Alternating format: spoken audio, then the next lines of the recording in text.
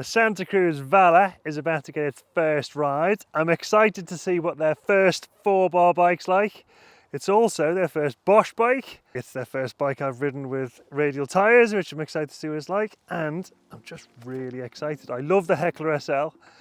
It's a very similar travel, well, it's the same travel to it, 160 front, 150 rear. Slightly barely a fork because it's a heavier bike, but it should feel the same. It's still a Santa Cruz. Let's go see what it's like. I said before, first time on these radial tyres, that's going to be exciting. I pumped them up to 30 psi because I'm repairing, obviously.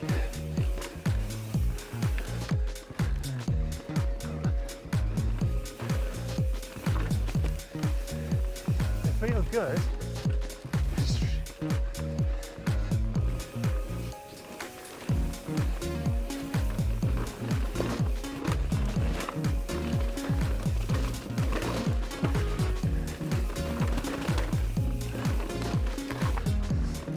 It thrills me. Oh.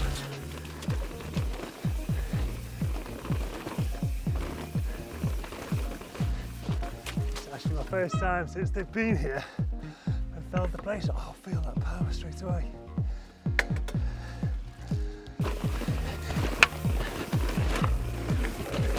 Oh, it's my pedal.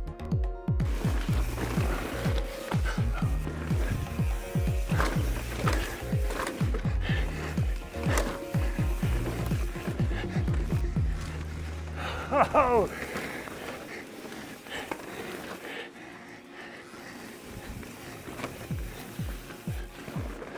A lot of Santa Cruz's promo was party laps. I don't know why that doesn't feel like a very British thing, party laps. We're too reserved, aren't we? But it's what you want to do when you ride a bike like this. Go again and again and again and again, because it's really no effort to get to the top. And you've saved all those smiles up to drop straight in on that first corner. This is the Santa Cruz Vala. Vala? The new Santa Cruz e-bike. Now, we heard about this a little while before launch, and it's the most excited I've been about a Santa Cruz bike launch forever. There's no bike that's excited me more about this, because I was anticipating the pink bike comments, the reaction it would receive, because this, at first glance, doesn't look like that. It doesn't look like the normal VPP shape of a Santa Cruz. So let's get straight into that, because that's the biggest difference. Why couldn't they fit VPP around this? And that's because they went for a Bosch motor. You probably can't argue with that. You know, people love it, it's reliable, we'll get into that later. But they couldn't fit the lower link of a VPP in behind this big package area of a Bosch motor. But what is the big difference? Why the outcry? They look very different, but why are they so different? Why is it such a big difference from VPP to 4-bar? Well, if you break it down, then both being 4-link systems, and basically any suspension system, whether that's single pivot, linkage driven single pivot, 4-bar, 6-bar, and any sort of derivative, they're all systems that give designers either more freedom or more constraints to get what they want out of a bike.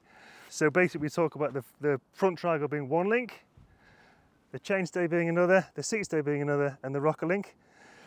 And if you look at them, they're both the same. So that's got those 4 links. This one has got 1 link, 2 link in there, which you can't quite see, 3 link, and 4 link. And the big difference is packaging. And what we're talking about packaging is that thing at the back is the biggest constraint. On this one with 4 links and the big rear wheel, to package around that rear wheel, they've taken all of these pivots outside of the silhouette of that rear wheel. So you've got a short link there, a short link there, and then you end up with this beautiful frame design where you've got a rear triangle.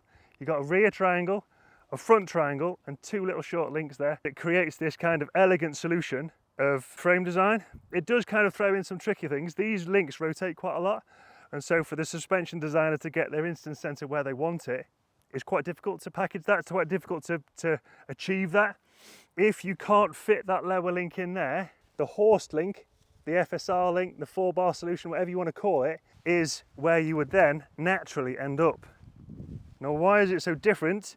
It's because there's a pivot inside the silhouette of the rear wheel, and that throws in straight away some benefits and some constraints. So the benefit is it tends to make a little bit more flat anti-rise curves, flat anti-squat curves, but the constraint is you then end up with a link inside the silhouette of a wheel, so you've got to have a link either side.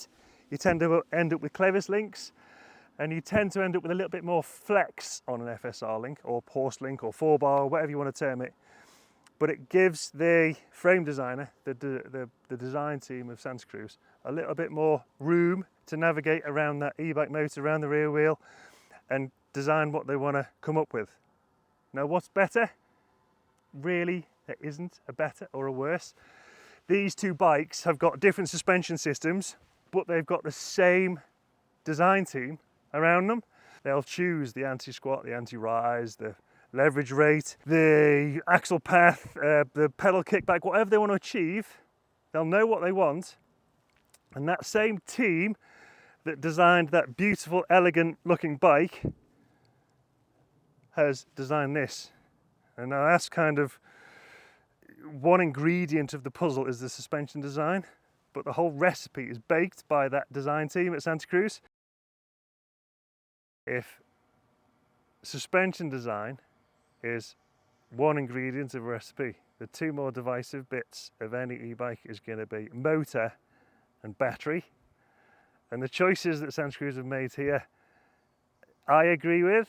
Whether you agree with them or not, I don't know. You tell me in the comments. But they've gone with a Bosch motor. I think most people will agree that's a great choice. It's super reliable. Intuitive is the word everyone uses about how it delivers its power. That's a word. What that is in the real life, I'll leave that up to you. You probably want to get a demo ride on one if you hadn't ridden one before. But what they've done with how they've packaged it is quite important, because they've gone for a 600 watt hour battery. Every Levo I've had before, I've downgraded from a 700 watt hour battery to a 500, because I don't need that much battery. And for every watt hour that you put in the bike, you add weight. In my list of hopeful things for a bike, that's 2 thumbs up from me. Less battery, less weight, but it's still 600 watt hours. It's still going to get you up the hill. The second thing is probably more divisive, is it's not replaceable. Now, I think that makes it a lot nicer form factor. It also makes it lighter. You can put a range extender in here. If it was me and my bike, I probably wouldn't, because I don't think I ever need it. And every time I think I get back to the van with 1 or 2 bars or 3 bars of battery life left, I think I've carried 1, 2, 3 bars of battery life around with me, and I didn't need to carry that weight around with me. So, but that's just my opinion. You tell me what you think. But that's probably a bigger design choice and a bigger deciding factor of the bike than the actual suspension design. And if it was me, even that's not the most important thing. The most important thing is how cool it looks, and is it quiet? Because if it looks cool, I'm going to ride it, and if it's quiet, I'll enjoy riding it. But again, that's just me. You tell me what's most important to you. In all my nerdy rant about suspension design, I didn't actually tell you what suspension it's got. It's got 160mm travel on the front with a barely a fork in the Hector SL. This comes with a 38. And 150mm travel on the rear. So it's basically a Bronson-esque bike, much like the Hector SL, but in a heavier, more powerful, burlier format. Some super interesting things about it. The 4-bar design lends itself to seat post insertion. So these have got longer dropper posts for every size. That's new for Santa Cruz, because every other bike has got an interrupted seat tube. So they generally come with quite short droppers to squeeze them in above that shock. So that's new about it. And the other thing is, you might not notice it at first glance, but it's got the new Schwalbe radial tyres. So these are the ones that Amaury Piron won a wet World Cup at 30 PSI on. If that doesn't blow your mind, I don't know what will, because I think that's unbelievable. So I want to try these. That's going to be really exciting to try. Mavin brakes. I think everyone agrees that's such a good choice for an e-bike. GXXS kit on this bike in particular. Let's get and ride it.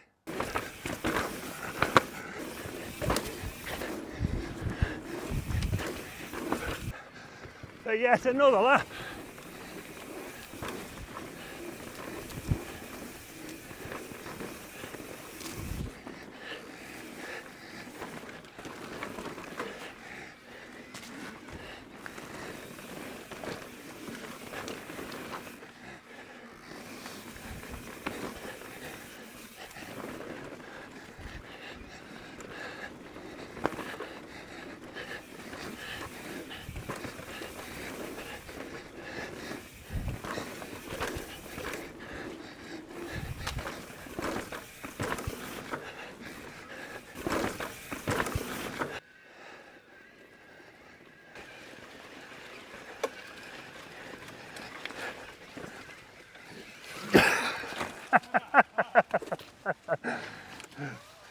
That's definitely doable.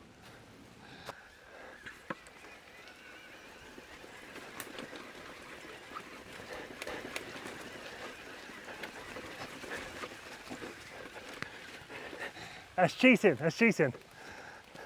I could have done that then. Oh, he smashed it. Oh, come on,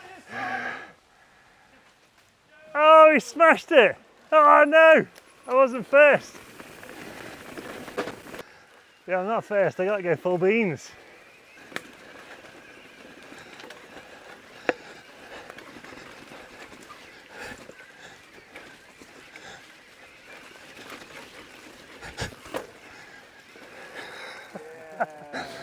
That was good.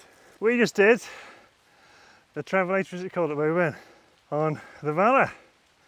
You know what, the pedal's really nice.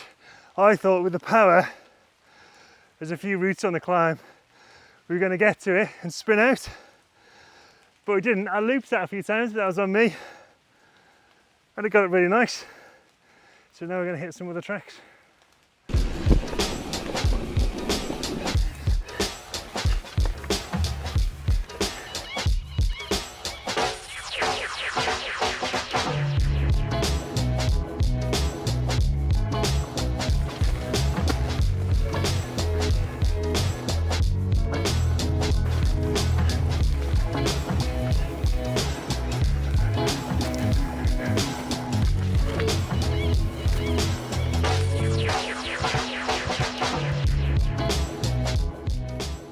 First ride on the Santa Cruz Vala complete.